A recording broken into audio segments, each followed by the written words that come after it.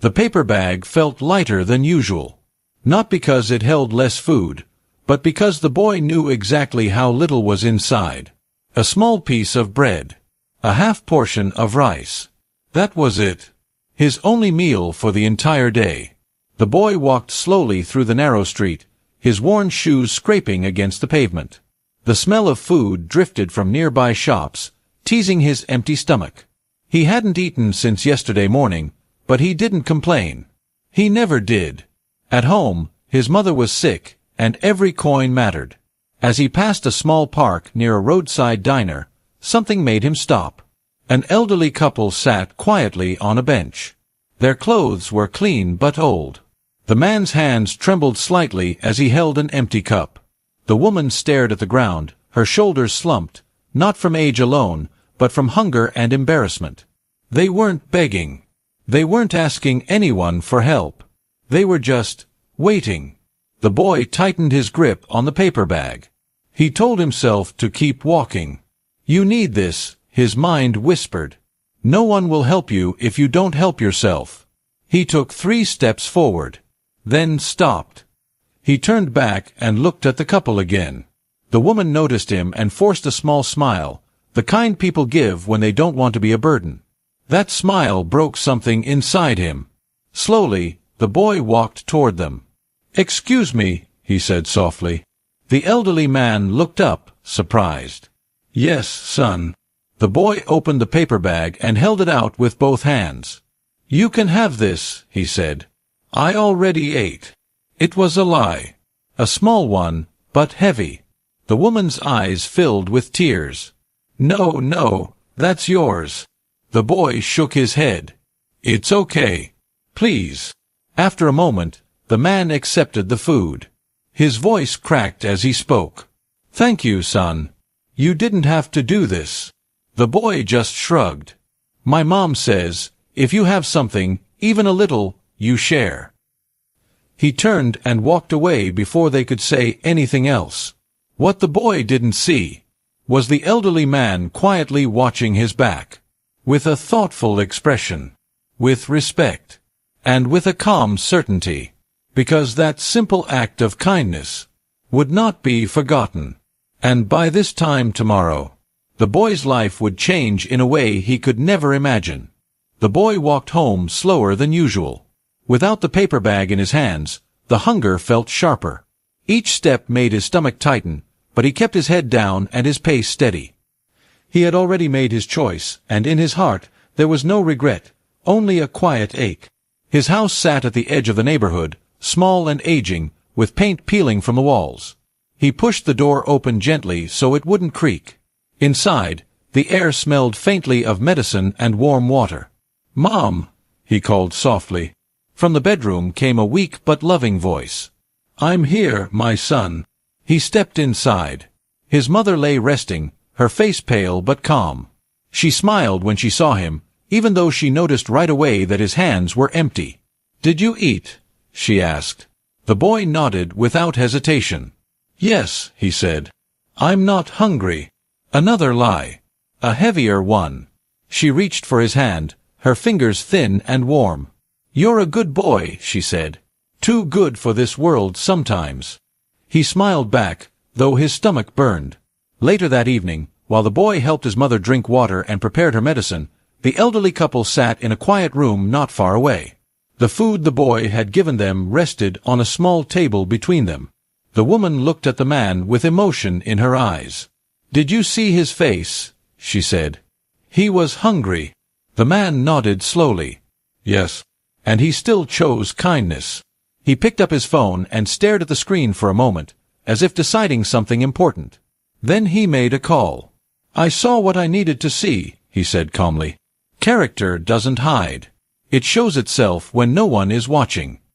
There was a brief pause. "Yes," he continued. "Tomorrow morning."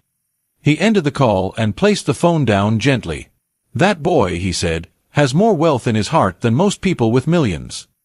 Back in the neighborhood, night fell quickly. The boy lay on his thin mattress, staring at the ceiling. Hunger twisted inside him, but his mind was calm. He replayed the woman's smile in his head, The way her eyes had lit up when he handed over the food. It was worth it, he thought. Outside, the street was quiet. No signs. No hints.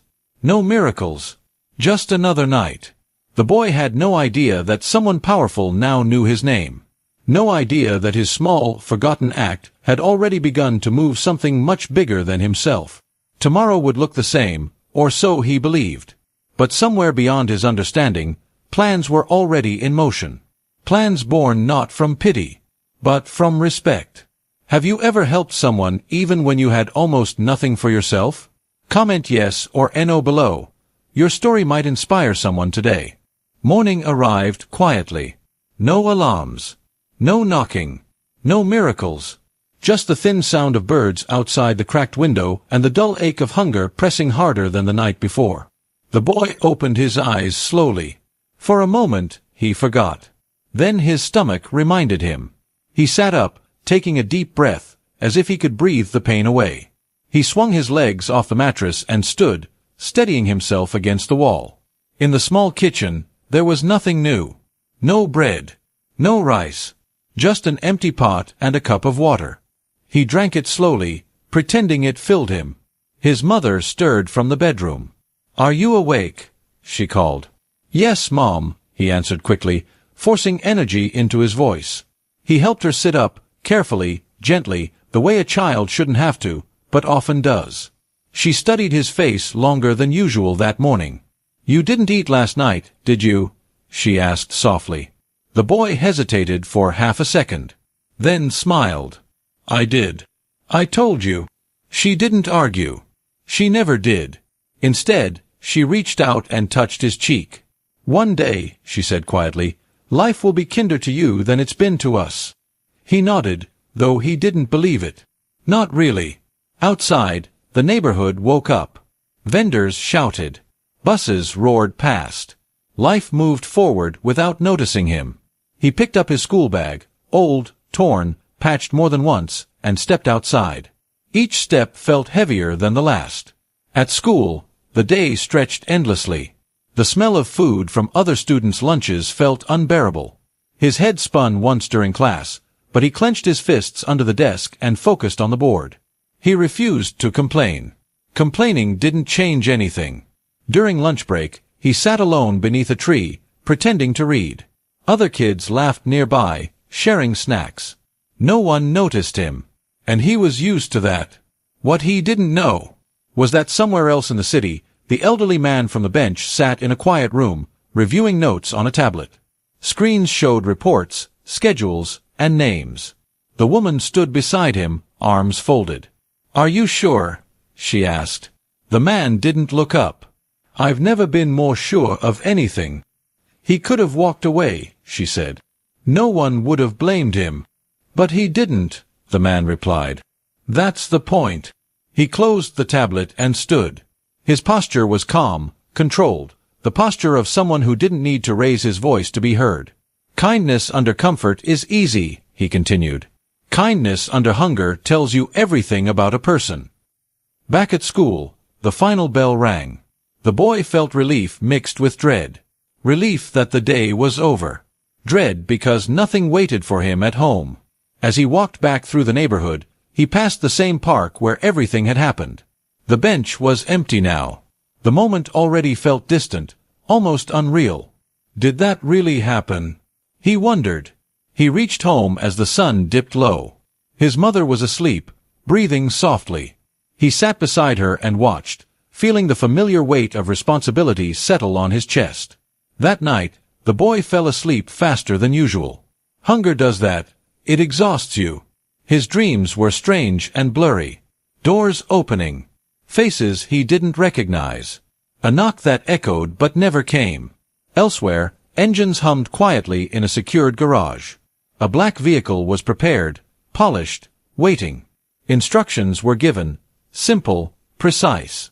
"No cameras," the man said. "No spectacle. Just respect." Morning would come soon. For the boy, tomorrow felt no different from yesterday. He had no idea that someone who valued strength, discipline, and honor had taken notice of him. No idea that his quiet sacrifice, made without witnesses, without expectation, had crossed an invisible line. A line that separated those who survive from those who are remembered. And when the sun rose again, the boy's door would be knocked on, not by chance, but by purpose. The knock came early, not loud, not aggressive, just firm enough to be impossible to ignore. The boy sat up in bed instantly, his heart pounding. For a moment, he thought he had dreamed it. Then came the second knock, steady, controlled, deliberate. He glanced at his mother. She was awake now too, pushing herself up with effort. "Who could that be?" she asked quietly. The boy didn't answer. No one ever came to their door this early. Not neighbors. Not friends. Certainly not strangers. He walked toward the door slowly, each step filled with uncertainty. Through the thin wood, he could hear faint movement outside. Footsteps, the rustle of clothing, the low hum of an engine idling somewhere close. He reached for the handle. Before opening it, he paused. For reasons he couldn't explain, a strange feeling washed over him, not fear exactly, but something heavier, like standing on the edge of a moment that could change everything. He opened the door. The first thing he saw was the street. Then the vehicle. A black SUV stood parked just outside their small home, clean, polished, completely out of place in a worn-down neighborhood. Sunlight reflected off its surface like a mirror. Then he looked up. A tall man stood calmly at the door. He wore simple, dark clothing. No suit. No flashy jewelry. Just a quiet presence that filled the space without effort. His posture was relaxed, but there was something unmistakably powerful about the way he stood, like someone who had spent a lifetime mastering control. Behind him, another man stood a few steps back, silent and observant. The boy swallowed. "Yes?" he asked, his voice barely above a whisper. The man smiled, slow, respectful. "Good morning," he said. His voice was deep, calm, measured.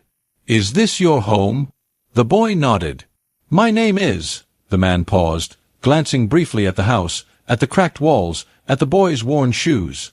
Then his eyes returned, steady and sincere. "I'm here because of something you did yesterday." The boy's stomach dropped. Yesterday. His mind raced. Had he done something wrong? Had he broken a rule?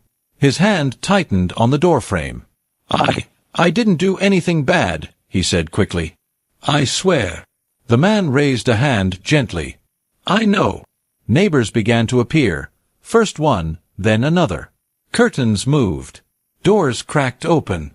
People whispered as they noticed the SUV. "Who's that? Why are they here? Is something wrong?" The boy's mother stepped behind him, placing a hand on his shoulder.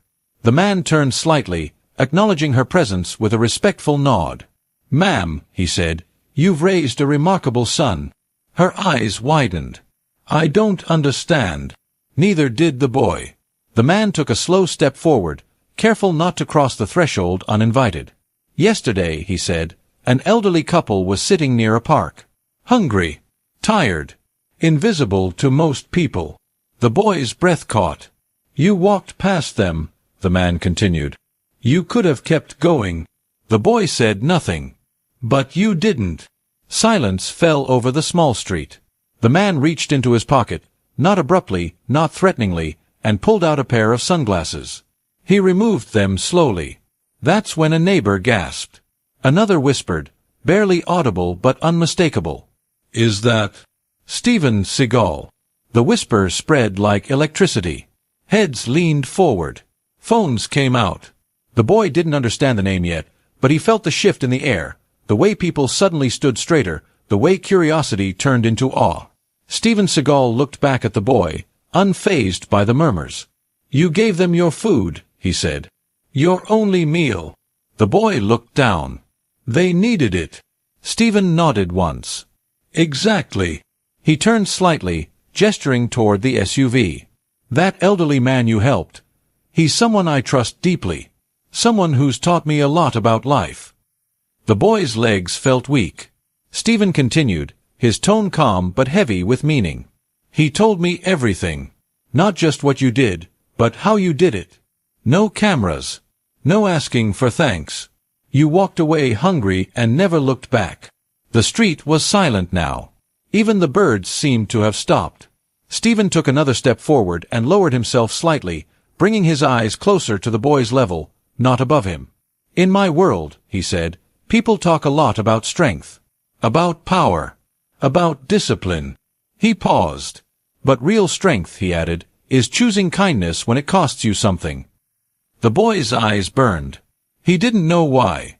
He had never expected anything. Never imagined this moment. Never thought that a simple decision made out of instinct could lead to a man like this standing at his door. Stephen straightened slowly. This conversation, he said, is just beginning.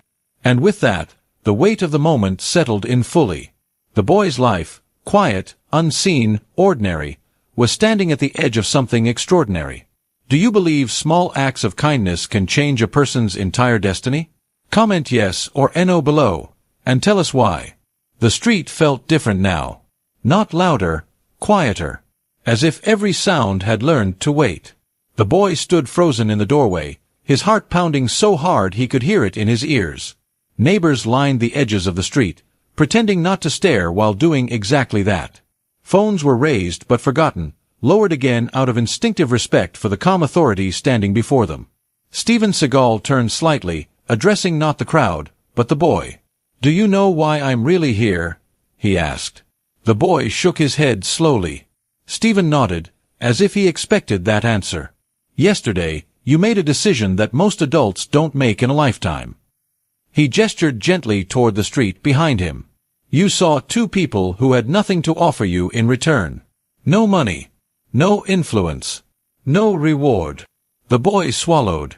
And still, Stephen continued, you chose them over yourself. He paused, letting the words settle. I've spent my life training discipline, he said. Teaching people how to be strong. But discipline without compassion is empty. The boy finally found his voice.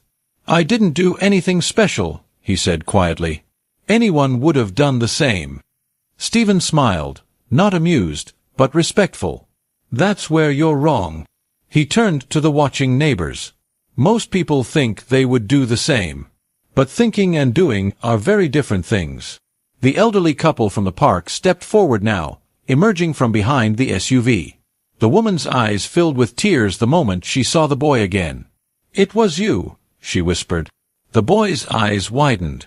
You're... The man nodded. Yes. The woman took the boy's hands in hers. You gave us food when you had none. You didn't even ask our names. The boy felt his throat tighten. I just didn't want you to be hungry. Stephen watched silently as the moment unfolded. Then he spoke again, his voice steady but firm. People often believe life rewards money, fame, or power, he said. But life respects character. He reached into his jacket and pulled out a small, worn notebook. It didn't look expensive. It didn't look important. This, he said, holding it up, belonged to my teacher. A man who taught me something I've never forgotten. He opened the notebook and read aloud. When someone chooses what is right over what is easy, they reveal who they truly are. Stephen closed the notebook and looked at the boy. You revealed yourself yesterday. The boy's mother stepped forward now, trembling slightly. Sir, she said, my son didn't do this for attention. Stephen turned to her and bowed his head slightly. I know, ma'am. That's why I'm here. He placed the notebook back in his jacket and took a small step closer. I didn't come to hand out money like a prize, he said. I came to make sure something important didn't go unnoticed. The boy's breathing slowed, his fear melting into something else, confusion mixed with emotion. Stephen knelt down, resting one knee on the ground so they were eye to eye. Look at me, he said gently. The boy did. You don't owe me anything, Stephen continued. You don't owe the world anything. He paused, then added, but the world owes you a chance. Murmurs spread softly through the crowd. Stephen stood again and turned slightly to the man beside the SUV. Are the arrangements ready? He asked. The man nodded once. Stephen looked back at the boy. This isn't about changing who you are, he said. It's about making sure life doesn't punish you for being good.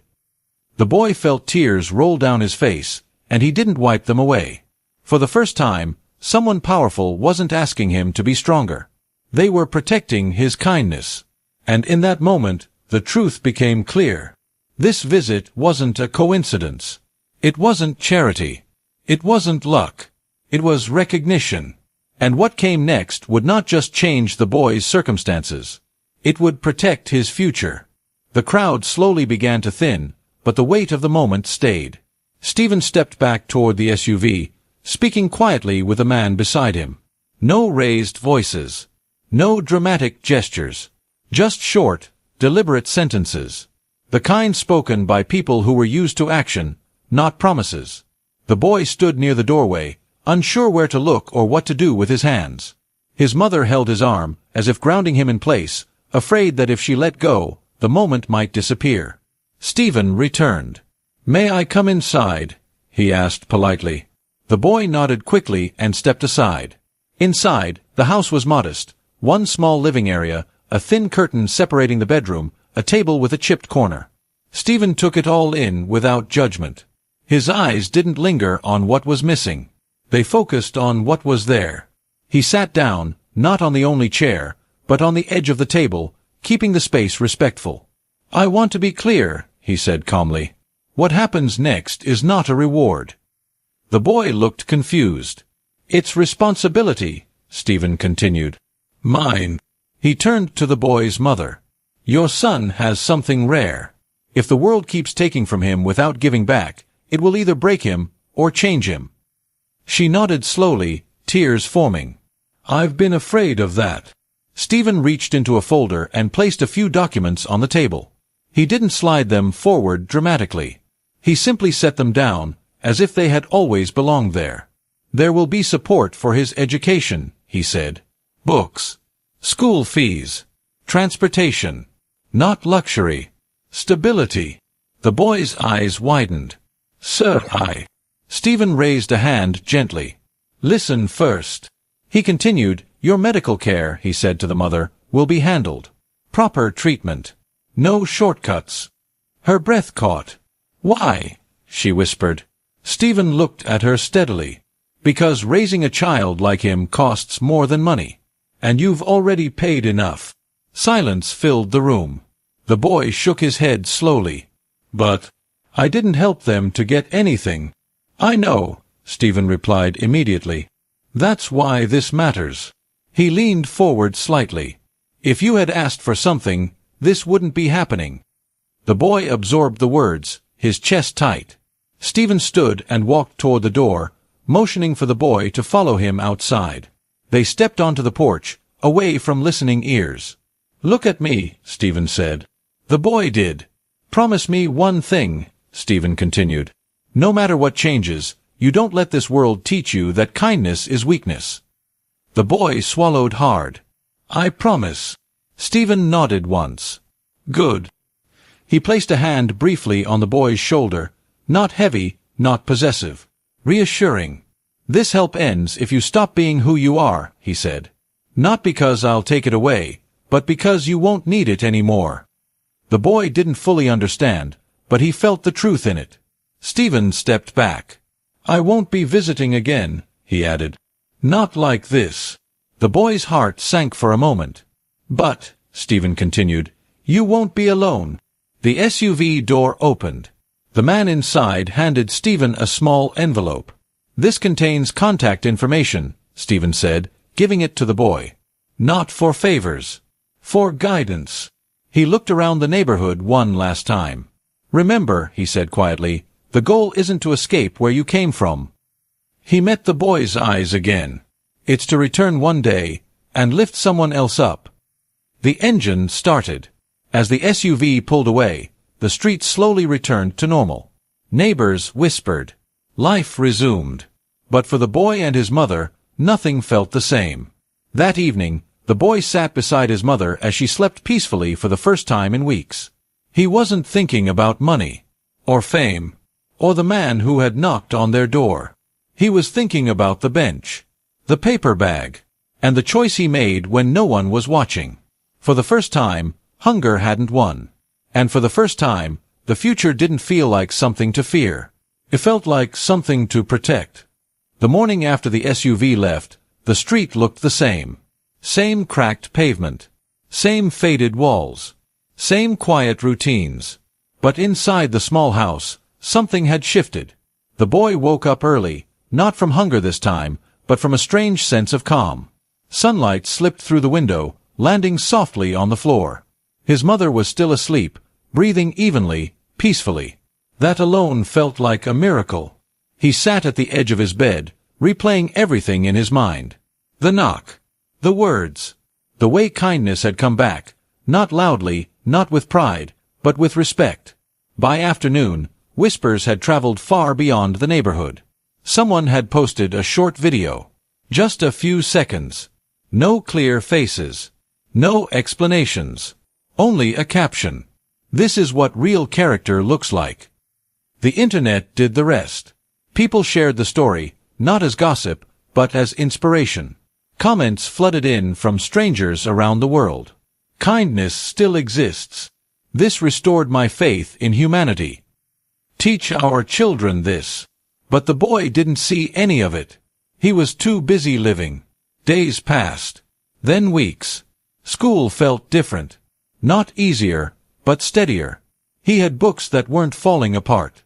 Shoes that didn't hurt his feet. His mother smiled more, laughed sometimes. Her strength slowly returned. Yet the boy remained the same. He still stopped to help neighbors. Still shared when he could. Still sat quietly, listening more than speaking. One afternoon, he returned to the park. The same bench. The same place. He sat down and closed his eyes. He didn't come looking for thanks. He didn't come hoping for another miracle. He came to remember. Because deep inside, he understood something now, something most people never learn. That moment on the bench wasn't important because someone powerful noticed. It was important because he had chosen who he wanted to be. Years later, the story would be told in different ways. Some would say it was luck. Some would say it was destiny. Some would say it was kindness rewarded. But the truth was simpler. A hungry boy chose compassion over survival. And the world answered, not with applause, not with noise, but with a chance. And the boy never forgot the lesson. Not when life became easier. Not when challenges returned. Not when he stood in a position to help others. Whenever he faced a choice, he remembered the paper bag. And he chose again. If you were that boy, hungry, alone, with only one meal, would you still choose kindness, even if no one ever found out? Comment your answer below. And if this story moved you, subscribe for more powerful fictional stories that remind us who we are meant to be.